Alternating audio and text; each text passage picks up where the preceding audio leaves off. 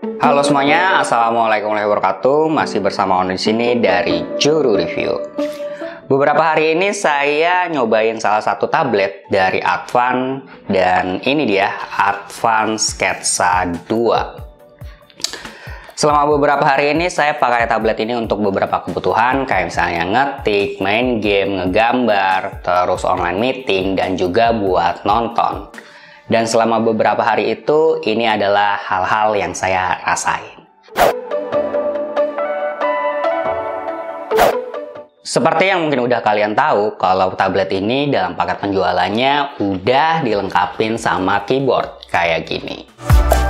Selama saya pakai keyboardnya, saya nggak ngalamin lag sama sekali dan tombol-tombolnya juga kerasa nyaman. Stand yang ada di belakangnya juga berguna banget untuk cari posisi yang pas ketika kita akan ngetik. Beberapa hal yang mungkin kurang dari keyboard ini adalah ukurannya lebih kecil dibandingkan keyboard laptop. Karena ukurannya kecil, saya kadang suka nggak sengaja ngeklik trackpadnya ketika ngetik. Dan itu mengganggu banget sih menurut saya.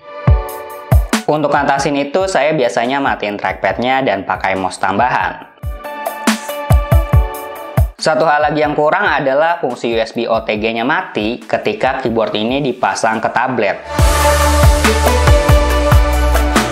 Fungsi USB OTG baru bisa nyala lagi ketika tablet dilepas dari keyboard.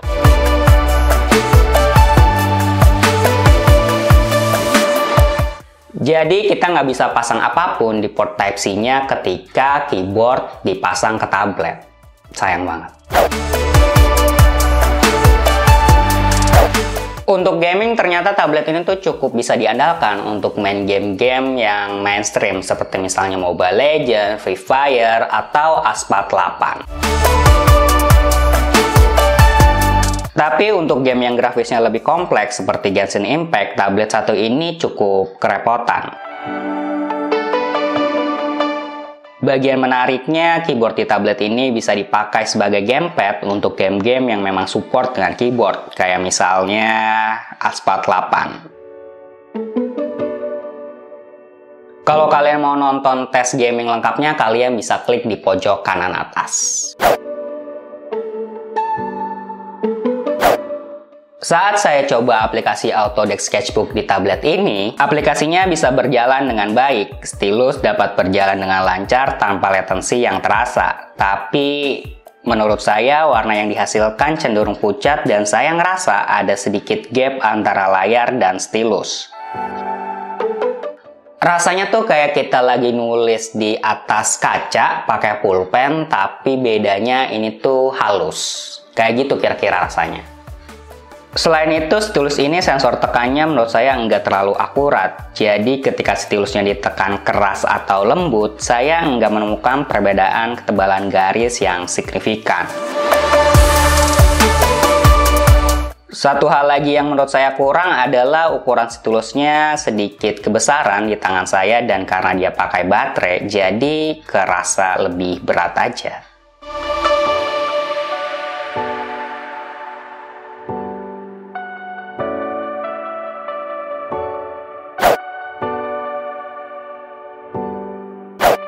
Tablet ini menurut saya punya kamera depan yang cukup oke untuk dipakai online meeting, tapi dengan catatan kondisi cahaya yang ada harus cukup. Masih bersama di sini dari Juru Review. Hari ini kita lagi nyobain kamera depan dari Advan Sketsa 2. Yang menurut saya kurang adalah mic-nya yang kurang sensitif menangkap suara kita, karena memang mic yang ada di tablet ini cuma ada satu dan posisinya di atas. Jadi saya saranin kalau misalnya kamu mau pakai tablet ini untuk online meeting, kalian siapin juga earphone atau headphone yang udah ada mic-nya. Jadi suaranya bisa lebih jelas. Buat dipakai nonton, menurut saya tablet ini punya layar yang cukup. Nggak bagus-bagus banget, tapi nggak jelek-jelek banget juga. 10,1 inci, pakai panel IPS, dan resolusi HD. Ya untuk nonton kayak misalnya YouTube, Netflix, atau Disney Plus ya masih oke lah ya.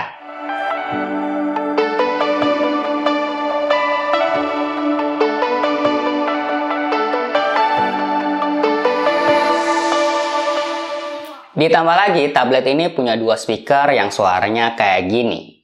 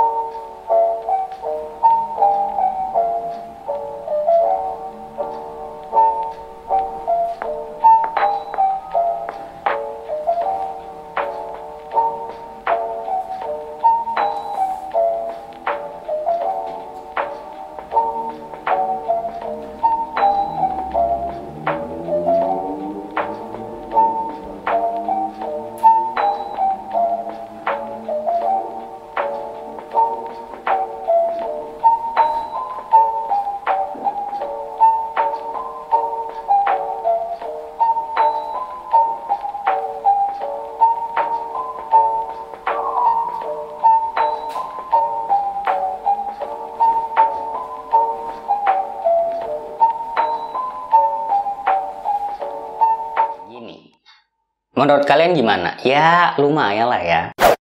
Oke, itu dia semua yang saya rasain ketika pakai Advance Sketsa 2. Menurut saya, ini adalah tablet yang cocok untuk kamu yang lagi cari tablet paket lengkap dengan performa yang cukup untuk mengetik, menggambar, sedikit game, dan nonton. Dan yang paling penting, tentu harganya di bawah 3 juta. Terakhir saya lihat sih harganya tuh segini.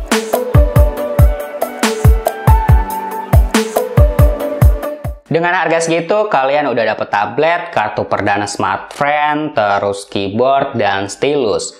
Kedepannya mungkin kalau misalnya Advan mau bikin Advance Sketsa 3, bisa ditingkatin lagi resolusi layarnya, terus ditambahin lagi mic-nya, biar kalau misalnya kita online meeting tuh suaranya lebih jelas lagi. Terus stilusnya kalau bisa dibuat lebih kecil lagi dan nggak usah pakai baterai. Dan yang terakhir, softwarenya dibenerin lagi biar misalnya pas pakai keyboard kita tetap bisa pakai USB OTG-nya. Ya, itu kira-kira. Kalau misalnya nanti mau bikin Advance Sketsa 3 misalnya, kayak gitu. Tapi ya, kalau dipikir-pikir lagi, kalau misalnya semua itu ditingkatin, ya tentu harganya kayaknya nggak bisa lagi 3 jutaan gitu deh. Mungkin di atas 3 juta sih. Ya, ada harga, tentu ada barang. Jadi kita mesti ngeluarin uang lebih kalau misalnya semua itu harus ditingkatin. Oke, mungkin segitu aja buat video hari ini. Kalau misalnya ada hal-hal yang kurang jelas, ya kalian tanyain aja di kolom komentar yang ada di bawah. Makasih banget semua yang udah nonton. Saya pamit. Wassalamualaikum warahmatullahi wabarakatuh. Salam Juru Review.